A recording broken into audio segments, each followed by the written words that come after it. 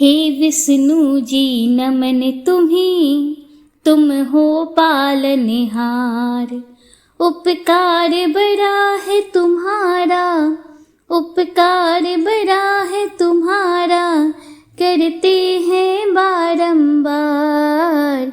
हे विष्णु जी नमन तुम्हें, तुम हो पालनहार। ओम नमो भगवते वासुदेवाय। प्रेम से बोलिए भगवान श्री हरि विष्णु की जय, एकादशी माता की जय। दोस्तों, आज मार्गशीर्ष माह की एकादशी और द्वादशी तिथि दोनों एक में समाहित होने के कारण सर्वार्थ सिद्धि का महायोग बन रहा है।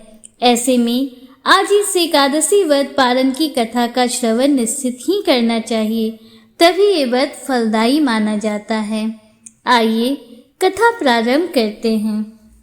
एक समय युधिष्ठिर ने भगवान श्री कृष्ण से पूछा, भगवान, पुण्यमय एकादशी तिथि कैसे उत्पन्न हुई?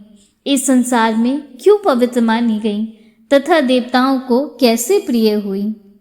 श्री भगवान बोले, कुंती नंदन, प्राचीन समय की बात है। सतयुग में मूर नामक दानव रहता था।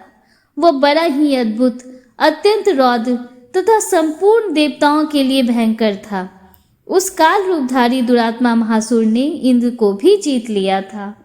संपूर्ण देवता उससे परास्त होकर स्वर्ग से निकाले जा चुके थे और संकित तथा भयभीत होकर पृथ्वी पर विचरा करते थे। एक दिन सब देवता महादेव जी के पास गए। वहां इंद्र ने भगवान शिव के आगे सारा हाल कह सुनाया। इंद्र बोले, महेश्वर, ये देवता स्वर्ग लोक से भ्रष्ट होकर पृथ्वी पर विचर रहे हैं। मनुष्यों में रहकर इनकी शोभा नहीं होती। देव, कोई उपाय बतलाइए, देवता किसका सहारा लें? महादेव जी ने कहा, देवराज, जहाँ सबको शरण देने वाले, सबकी रक्षा में तत्पर रहने वाले, जगत के शरण देने वाले, जगत के स्वामी भगवान गरुड़ ध्वज विराजमान हैं, वहां जाओ, वे तुम लोगों की रक्षा करेंगे। भगवान श्री कृष्ण कहते हैं, युधिष्ठिर, महादेव जी की बात सुनकर परम बुद्धिमान देवराज इंद्र संपूर्ण देवताओं के साथ वहां गए। भगवान गदाधर क्षीर सागर के जल में सो रहे थे। उनका दर्शन करके इंद्र ने हाथ जोड़कर स्तुति आरंभ की। इंद्र बोले, देव देवेश्वर, आपको नमस्कार है। देवता और दानव दोनों ही आपकी वंदना करते हैं। पुंडरीकाक्ष, आप दैत्यों के शत्रु हैं। मधुसूदन, हम लोगों की रक्षा कीजिए। जगन्नाथ, संपूर्ण देवता मूर नामक दानव से भयभीत होकर आप ही की शरण में आए हैं। भक्तवत्सल, हमें बचाइए।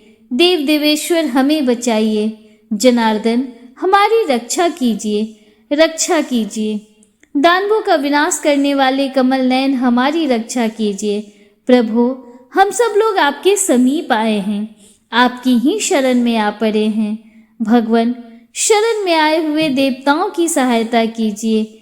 देव, आप ही पति, आप ही पति, आप ही कर्ता और आप ही कारण हैं। आप ही सब लोगों की माता और आप ही इस जगत के पिता हैं। भगवान, देव देवेश्वर, शरणागत वत्सल, देवता भयभीत होकर आपकी शरण में आए हैं। प्रभु, अत्यंत उग्र स्वभाव वाले महाबली मूर नामक दैत्य ने संपूर्ण देवताओं को जीतकर इन्हें स्वर्ग से निकाल दिया है। इंद्र की बात सुनकर भगवान विष्णु बोले, देवराज, वह दानव कैसा है? उसका रूप और बल कैसा है तथा उस दुष्ट के रहने का स्थान कहाँ है? इंद्र बोले, देवेश्वर, पूर्व काल में ब्रह्मा जी के वंश में तालजंग नामक एक महान असुर उत्पन्न हुआ था, जो अत्यंत भयंकर था। उसका पुत्र मूर दानव के नाम से विख्यात हुआ। वह भी अत्यंत उत्कट, महाप्रक्रमी और देवताओं के लिए भयंकर है। चंद्रावती नाम से प्रसिद्ध एक नगरी है, उसी में स्थान बनाकर वह निवास करता है। उस दैत्य ने समस्त देवताओं को परास्त करके स्वर्ग लोक से बाहर कर दिया है। उसने एक दूसरे ही इंद्र को स्वर्ग के सिंहासन पर बैठाया है। अग्नि, चंद्रमा, सूर्य, वायु तथा वरुण भी उसने दूसरे ही बनाए हैं। जनार्दन, मैं सभी बात बता रहा हूँ, उसने सब कोई दूसरे ही कर लिए हैं। देवताओं को तो उसने प्रत्येक स्थान से वंचित कर दिया है। इंद्र का यह कथन सुनकर भगवान जनार्दन को बड़ा क्रोध हुआ। वे देवताओं को साथ लेकर चंद्रावती पुरी में गए। देवता ने देखा दैत्यराज बार बार गर्जना कर रहा है। उससे परास्त होकर संपूर्ण देवता 10 दिशाओं में भाग गए। अब वह दानव भगवान विष्णु को देखकर बोला, खड़ा रहे, खड़ा रहे। उसकी ललकार सुनकर भगवान के नेत्र क्रोध से लाल हो गए। वे बोले, अरे दुराचारी दानव, मेरी इन भुजाओं को देख। यह कहकर श्री विष्णु ने अपने दिव्य बाणों से सामने आए हुए दुष्ट दानवों को मारना आरंभ किया। दानव भय से विहल हो उठे। पांडुनंदन तत्पश्चात श्री विष्णु ने दैत्य सेना पर चक्र का प्रहार किया। उससे छिन्न भिन्न होकर सैकड़ों योद्धा मौत के मुख में चले गए। इसके बाद भगवान मधुसूदन बद्रिका आश्रम को चले गए।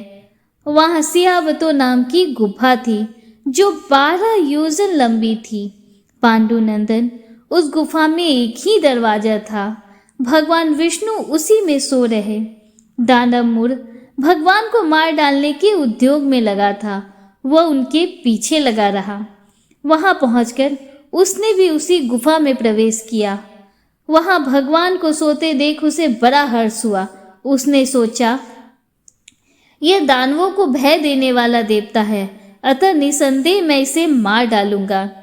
युधिष्ठिर दानव के इस प्रकार विचार करते ही भगवान विष्णु के शरीर से एक कन्या प्रकट हुई, जो बड़ी ही रूपवती, सौभाग्यशालिनी तथा दिव्य अस्त्र शस्त्रों से युक्त थी। वह भगवान के तेज के अंश से उत्पन्न हुई थी। उसका बल और पराक्रम महान था। युधिष्ठिर दानवराज मूर ने उस कन्या को देखा। कन्या ने युद्ध का विचार करके दानव के साथ युद्ध के लिए याचना की। युद्ध छिड़ गया। कन्या सब प्रकार की युद्ध कला में निपुण थी। वह मूर नामक महान असुर उसके हुंकार मात्र से राख का ढेर हो गया। दानव के मारे जाने पर भगवान जाग उठे। उन्होंने दानव को धरती पर पड़ा देख पूछा, मेरा यह शत्रु अत्यंत उग्र और भयंकर था, किसने इसका वध किया है? कन्या बोली, स्वामिन, आपके ही प्रसाद से मैंने इस महादैत्य का वध किया है। श्री भगवान ने कहा, कल्याणी, तुम्हारे इस कर्म से तीनों लोक, मुनि और देवता आनंदित हुए हैं। अतः तुम्हारे मन में कोई रुचि हो, उसके अनुसार मुझसे कोई वर मांगो। देव दुर्लभ होने पर भी वह वर मैं तुम्हें दूंगा, इसमें तनिक भी संदेह नहीं है। वह कन्या साक्षात एकादशी ही थी। उसने कहा, प्रभु, यदि आप प्रसन्न हैं तो मैं आपकी कृपा से सब तीर्थों में प्रधान, समस्त विप्रों का नाश करने वाली तथा सब प्रकार की सिद्धि देने वाली देवी हूँ।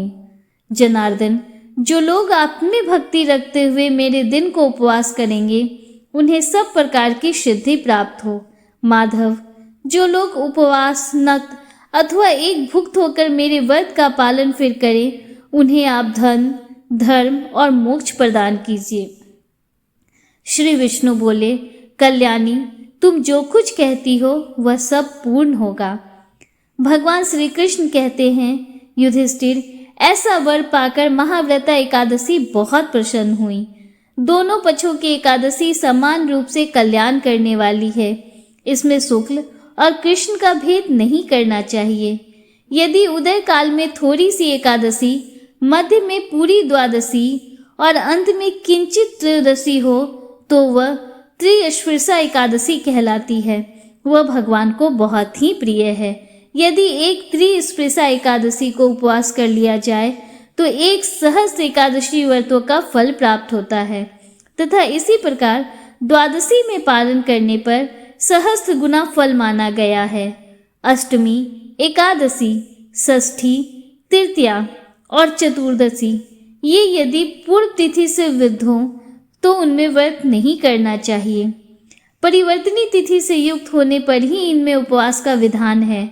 पहले दिन दिन में और रात में भी एकादशी हो तथा दूसरे दिन केवल प्रातःकाल एक दंड एकादशी रहे तो पहली तिथि का परित्याग करके दूसरे दिन की द्वादशी युक्त एकादशी को ही उपवास करना चाहिए।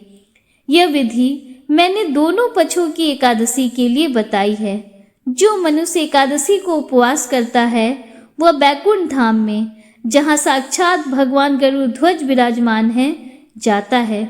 जो मानव हर समय एकादशी के महात्म्य का पाठ करता है उसे सहस्त्र गोदानों के पुण्य का फल प्राप्त होता है। जो दिन या रात में भक्ति पूर्वक इस महात्म्य का श्रवण करते हैं वह निसंदेह ब्रह्म हत्या आदि पापों से मुक्त हो जाते हैं। एकादशी के समान पाप नाशक व्रत दूसरा कोई नहीं है। प्रेम से बोलिए भगवान श्री हरि विष्णु की जय। एकादशी माता की जय। दोस्तों, उम्मीद करती हूँ उत्पन्ना एकादशी की ये व्रत कथा आपको पसंद आई होगी और वीडियो आपको अच्छा लगा होगा। अगर वीडियो आपको अच्छा लगा हो तो वीडियो को लाइक कीजिए, दूसरों के साथ शेयर कीजिए, कमेंट में हर हर महादेव जय श्री राधे कृष्णा जरूर लिखिए। अगर आप हमारे चैनल पर पहली बार आए हैं तो चैनल को सब्सक्राइब कीजिए, बेल आइकन जरूर प्रेस कीजिए, जिससे आगे भी आपको ऐसी ही रोचक जानकारियाँ मिलती रहें। मिलते हैं आपसे अगले वीडियो में, तब तक के लिए हर हर महादेव जय श्री राधे कृष्णा राधे राधे।